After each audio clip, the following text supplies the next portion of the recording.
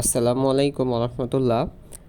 আজ 5ই জুন রোজ শুক্রবার কুষ্টিয়া থেকে ছেড়ে আসা এসবি পরিবহনের বাস দৌলতদিয়ার 7 নং ফেরিঘাটে ফেরিতে উঠতে গিয়ে নদীতে পড়ে যায়।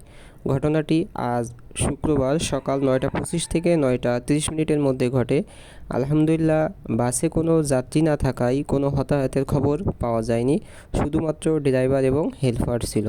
প্রশাসনের সহযোগিতায় বাসটি নদী থেকে উদ্ধার করা হয়েছে এবং ফেরিতে ওঠার আগে বাস হতে সমস্ত যাত্রী নিচে নামিয়ে দেওয়া হয়, যার কারণে হয়তোবা আজকের এই 38 জন যাত্রী আল্লাহ পাক তাদেরকে প্রাণে বাঁচিয়ে দিয়ে গেছে।